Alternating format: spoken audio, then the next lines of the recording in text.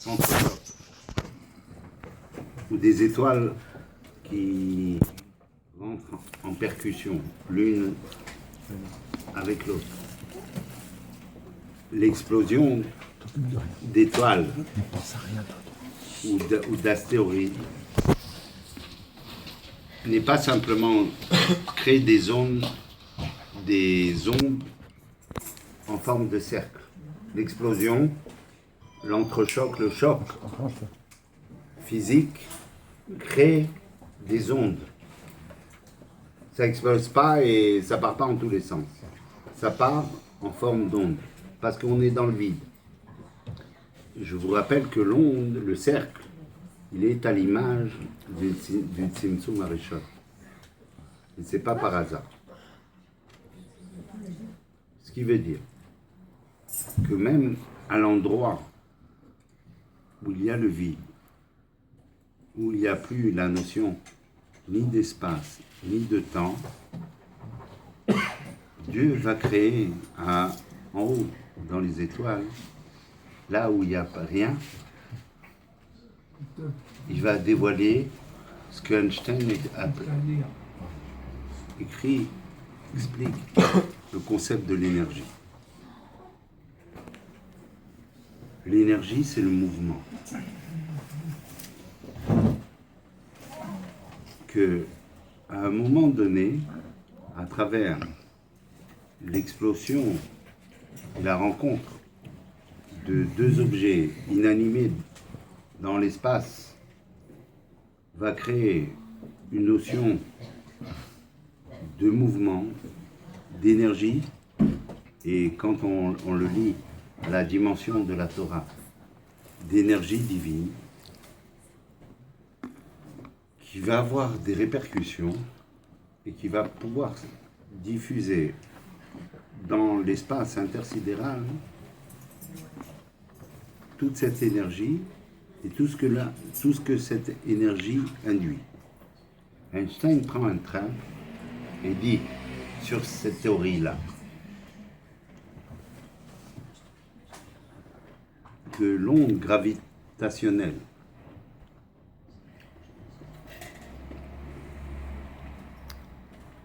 c'est de l'énergie pure, et que notre connaissance face à l'énergie pure, elle se trouve jusqu'à l'analyse de la vitesse de la lumière,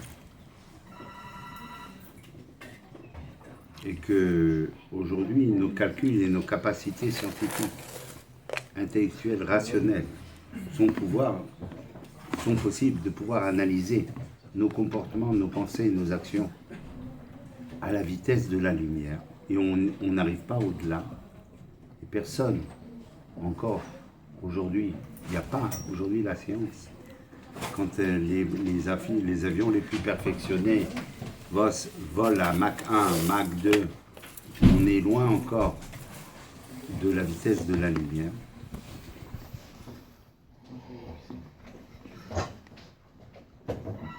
Einstein prouve de manière mathématique et scientifique, physique, que l'onde gravitationnelle, elle voyage à la vitesse de la lumière.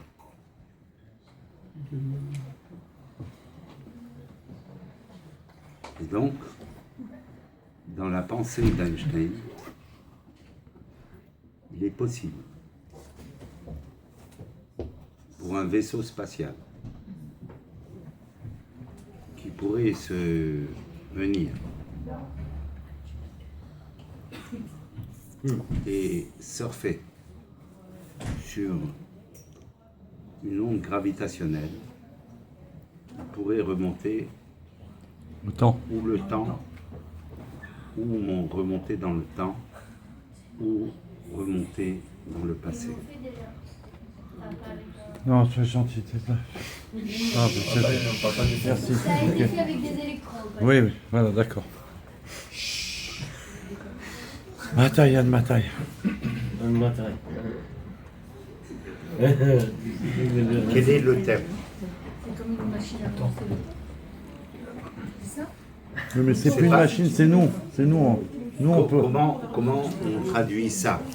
Alors. Einstein dit à sa fille, que cette formule-là, que ce qu'il lui explique, c'est ça ce qu'il veut lui expliquer à travers de la fameuse formule E égale mc2, à la vitesse de la lumière. Que la Géoula, c'est la formule d'Einstein.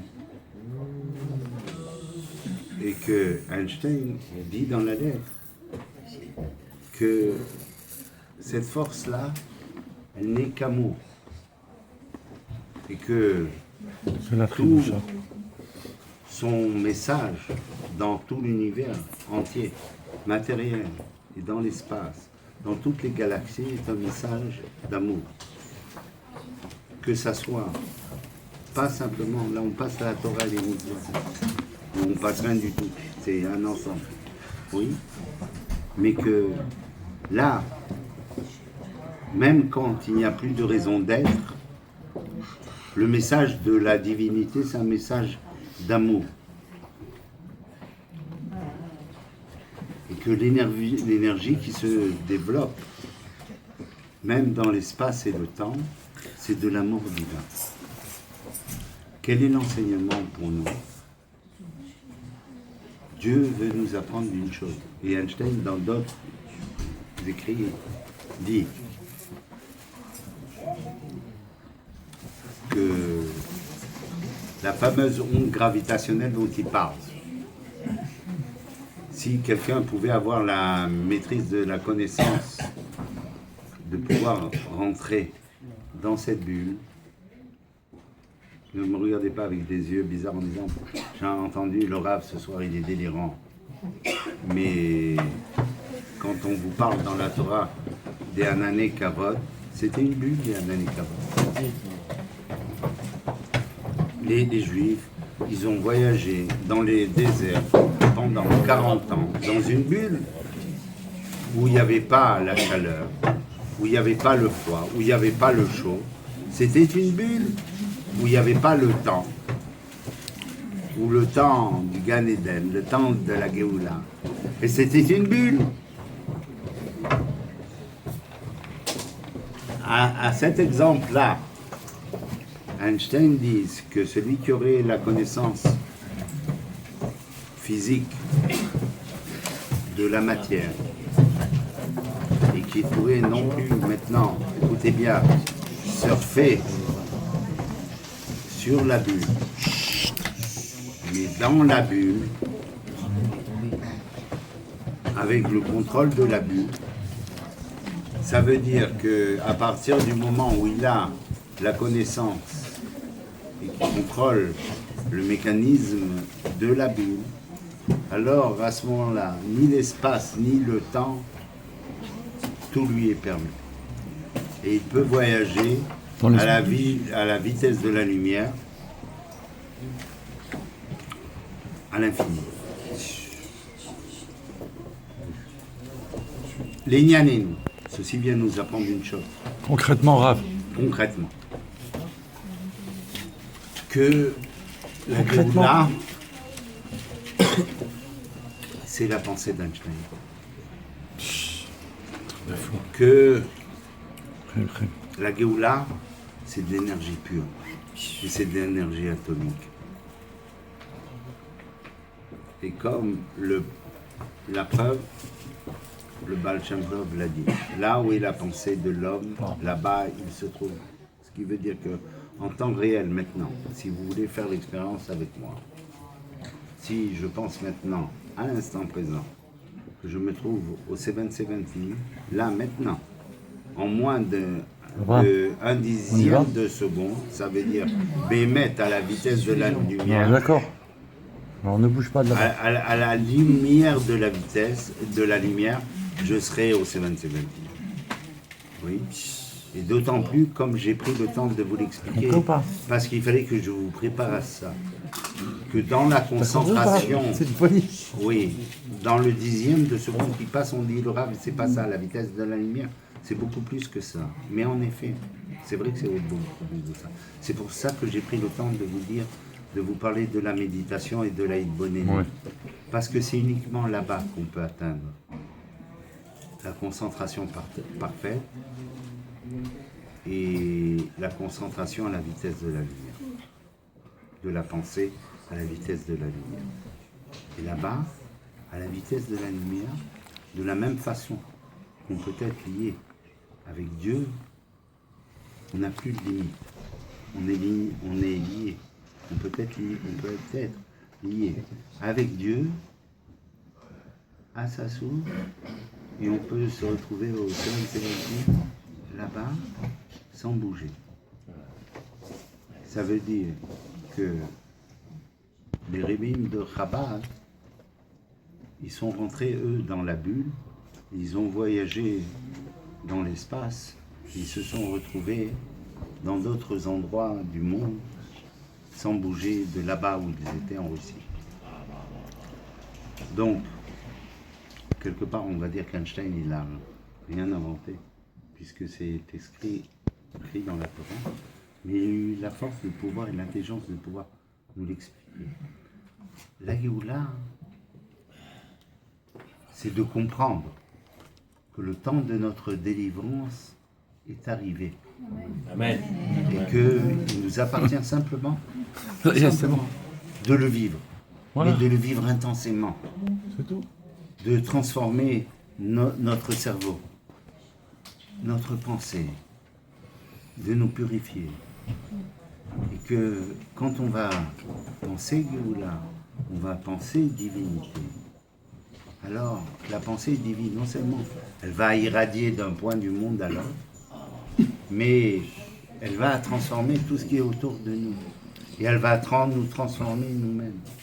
Est-ce que ce que le rabbi précédent dit, alter le tchouva, alter le Géoula, que pour pouvoir faire avoir la Géoula, il faut faire tchouva, mais que cette tchouva-là, je vous la rends maintenant dans une dimension de Géoula. Que Admour Hazaken a dit qu'il y a la première dimension de Harata Lava, le regret sur les fautes et les bonnes décisions sur le futur. Admour Hazaken explique dans le Tanya qu'il y a une dimension après ça, d'une dimension beaucoup plus profonde, que quand on a dépassé la dimension de la faute, mais il nous reste la dimension de Tachouv, qui est de revenir vers le He, le Ke, le Yud-Ke Vav-Ke du nom divin, ce qui veut dire que le deuxième passage, le deuxième époque de la Tchouva, deuxième étape de la Tchouva, c'est le retour vers Dieu comme l'âme divine, comme la lumière, elle revient à sa source. Que cette source, c'est sa raison, sa définition, sa raison de vivre et d'exister. Et c'est aussi en même temps son devenir. La troisième dimension, c'est la dimension du temps. C'est que cette dimension de la tchouva que nous décrit Admour Hazaken, c'est celle que décrit David Ameller, Shiviti Hashem Eledi Tamid. C'est une dimension de avoda, de travail, de recherche vers Dieu. Avoda, on retourne à l'usine. La dimension de la Géoula, c'est nos limites. C'est quand moi et Dieu, c'est quelque chose. C'est quand ça va à la vitesse de la lumière. Que quand je me trouve dans la pensée divine, uniquement toi et moi, cette dimension de l'amour du divin, où moi et Dieu, c'est plus qu'une seule chose, alors c'est ça la Géoula. Cette dimension de pouvoir vivre, cette dimension de Shmini Atzeret Simchat Torah, comme nous disent les Chachamim, Simchat Torah. Ani Ve'ata, rien que toi et moi, cette dimension-là, c'est la suppression du temps et de l'espace. Où Dieu et nous, Vaya Hashem lemeler al kol haaretz, Vayamahu Yah Hashem echad, Ushmo Echad. Ushmo echad. Que ce jour-là, nous et la divinité sera Une seule chose. et ceci sera le grand mariage.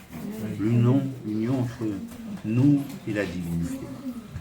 Nous avons la possibilité de pouvoir vivre la Géoula en purifiant nos pensées, nos paroles et nos actions, comme pas plus ni moins que nos ancêtres, quand Moshe Rabbeinu il leur est venu, leur a annoncé la Géoula.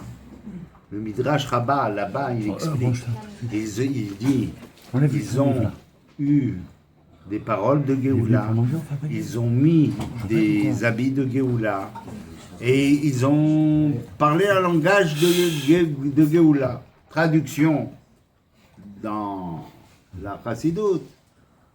Marshava, Dibur, Vemaase, pensée, parole et action.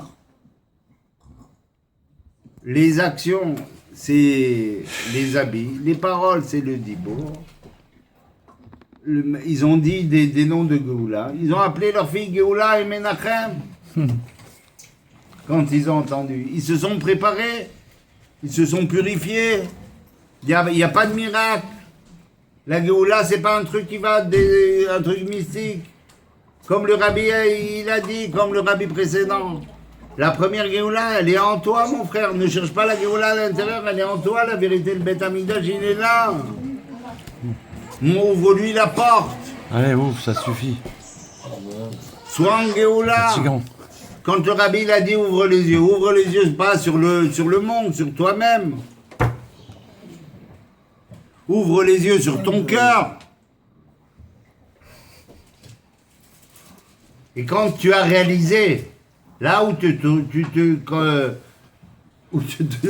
trouves, alors comme le rabbi précédent il a dit, alter les tchouva, alter le géoula, qu'on va faire tchouva et on va passer tous les caps de la tchouva. Jusqu'à ce qu'on va arriver où le Rav Yitzhak qui veut vous amener, vous a fait faire un beau voyage. Non mais ça y est. Intersidéral. Non mais dites-nous quoi. On l'a fait. Non ça y est parce que là. Attends une seconde. Non, je veux ça pas. veut dire, on a voyagé. J'aurais promis qu'on est arrivé moi. Ok, une seconde. Ah bon. Une seconde. Parce que là sinon je vais avoir des réclamations là. On arrive là où je vous ai ouvert la porte de la connaissance. C'est le cadeau de ce soir. Merci. C'est la porte.